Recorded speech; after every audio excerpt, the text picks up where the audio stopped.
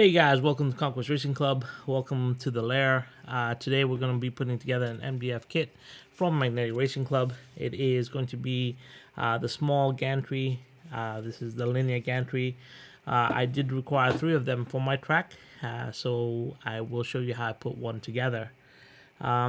Without further ado, let's get into it.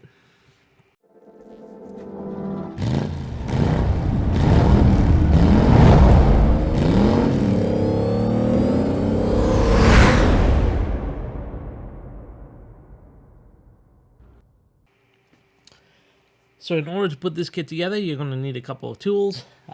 First off, you're going to need a knife, or in my case, a pair of knives. So I have a scalpel and I have a mechanical knife here. Then you'll need to get some way to remove all the little bits when you cut out the parts from the sheet. So I use a combination of sandpaper. This is 400 grit sandpaper. I also have it in little strips like this. That's 400 grit. So you can see, is it focusing? It will focus. Or I use my hobby files. So I do have a set of hobby files as well that I use to do this. It won't focus, but anyway, there you go. So hobby files. That's how I clean up the pieces and get them ready for construction. Then in order to construct, you will need glue. So I'm using Gorilla Glue here. This is a standard super glue, and I'm also using an old blade from another mechanical knife as an applicator. The reason I use this is so that I do not glue my fingers together or to the MDF. You will also need some way of gripping some of the pieces together. So I use these handy clamps that I got. These are micro clamps or mini clamps from DeWalt, but you can use clothes clips to put them together, or in some cases you can also use those little clips that you can sandwich opened up chips. Up here in North America we use that, so you can use that to kind of grip the pieces together as you put them. Another thing that I really like to use, and you'll see this a lot, is I use these setup blocks. These are very heavy. They're about 400 grams. They are made of stainless steel. They are perfectly square, or square to the 1,000th. These are die blocks. You can get them. They call 1, 2, 3 setup blocks from Amazon. They're very inexpensive, really good. And I have a whole bunch of these, and I use them to kind of square up the pieces and make sure that they are good when I put the kit together. Anyway, so now we've got that out of the way, you know what tools we are. Let's start with the first step. So the first step is to use a knife and score through the pieces, the edge of the pieces, to remove them from the board. As you can see that I'm doing here. This process takes a little bit of time, but I prefer to remove all the pieces from the boards first and prepare them for stage 2, which will be next.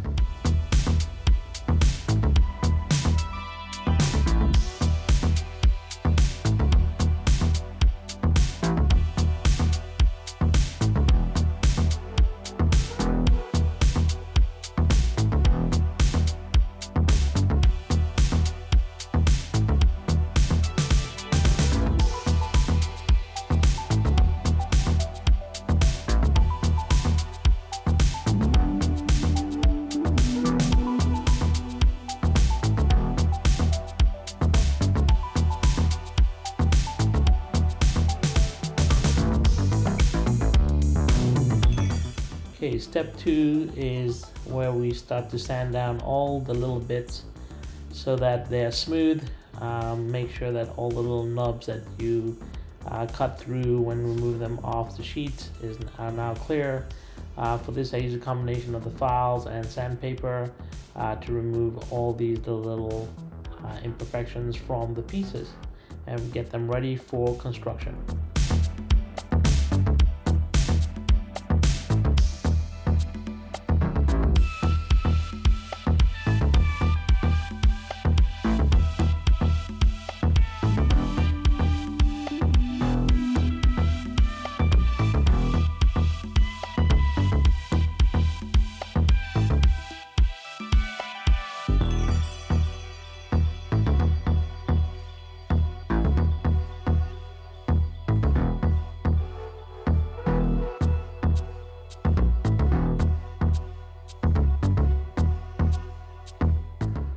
Alright, so to begin construction of this project, you'll note that this kit builds from the inside out, so from the middle out. There's 6 strut supports, 2 of them have an edge finish.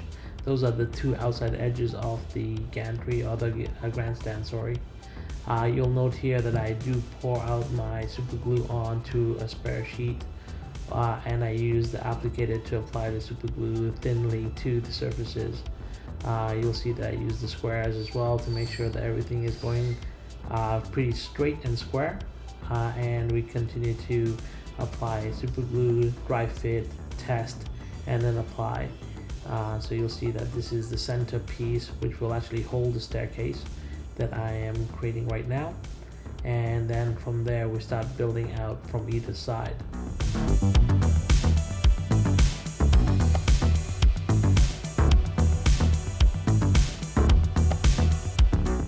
You will note here that it's the super glue takes a little bit of time to dry, not a lot. And you can see now we're starting with the bottom support strut and then the vertical one that will hold the next support piece in place. And this is repeated 3 more times on either side, with the last support piece being the outside edged edge. So you'll see that right now.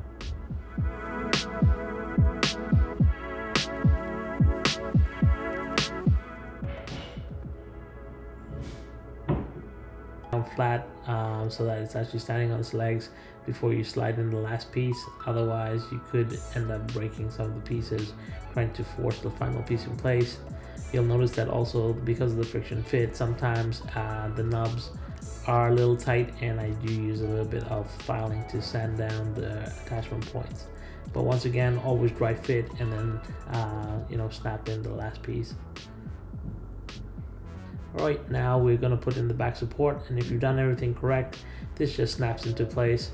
It's like I said, these are well cut, laser cut pieces, so everything just fits in really nice and smooth and tight. It's at this point where you might need a clamp to put some pressure, or if you've done everything really well, it just goes in really smooth and everything sits really tight like it is here. I just use a little bit of super glue to reinforce all the edges here, and yeah, we're gonna let it sit for a bit, and we're gonna move on to the next step. So the next step in the build is the staircase. What you see now is me prepping to put in the supports for the stairs. It's pretty simple. One nook goes into the square cut hole on the back support, and the other nook just settles in on the bottom support that we put in when we first glued the central pieces. Very simple step, and then we have a decorative element that goes on the top, and then the rest of the stairs just go in place.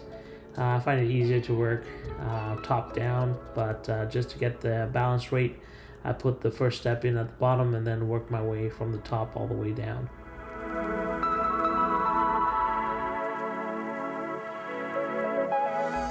Alright, so now we're going to go ahead and we're going to start putting in the seats. As you can see, the backrest and the seat are one single element, so you don't have to be careful here. Any of them can go, one on the back, one on the seat level, and then below that is a printed piece with some etched lines that represents the floor. So you keep on repeating this across the 3 different rows for both sides, and that's a total of 6 seats that you have to put in place. Pretty simple. I use the heavy 1, 2, 3 blocks to weight everything down so that it's dry, and I also keep it square this way as well. You want to make sure that the seats do not overhang on the outside edge, as they are decorative elements that have to go on those outside edges, and the seats will interfere with that being placed and being glued in place.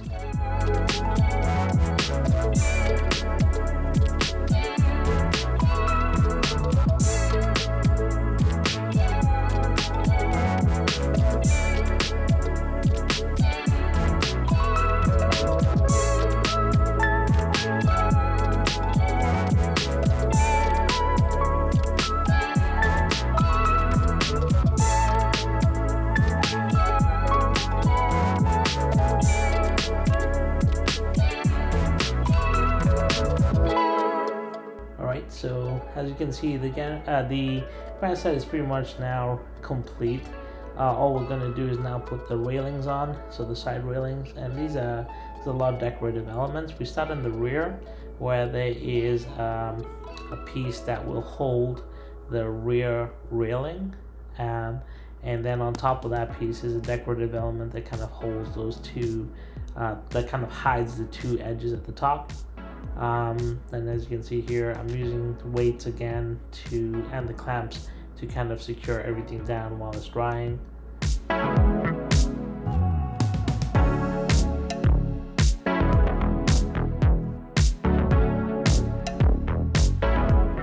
And this is where the clamps come in very handy.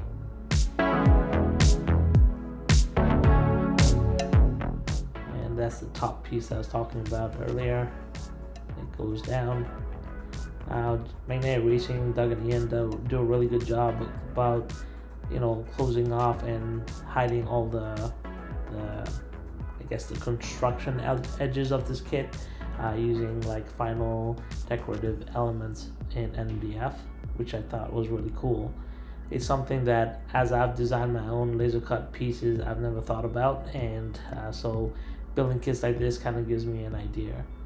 Now you'll see that edge line that we have on the outside edges actually help you align the railings. So the bottom edge of this railing sits on that line, and that will help you line up the top edge of the side railing with the rear railing, so it's nice and square. And then you get these two decorative elements that kind of seal up the edge and make it look nice and pretty. And you do the same thing on the other side. Almost complete with this kit.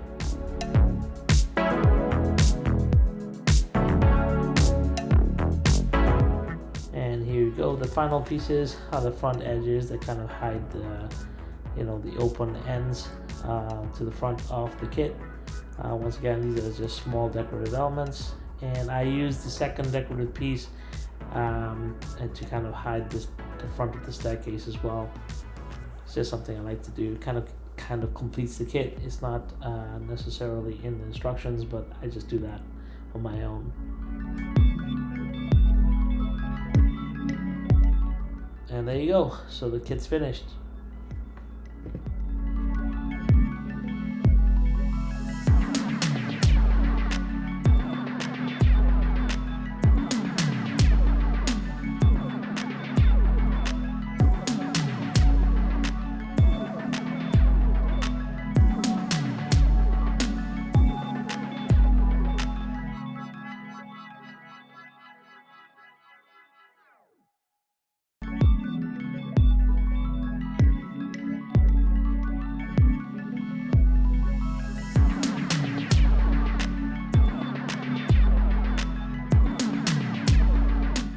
Guys, so that's it. That's how I put the kit together. It turned out really nice.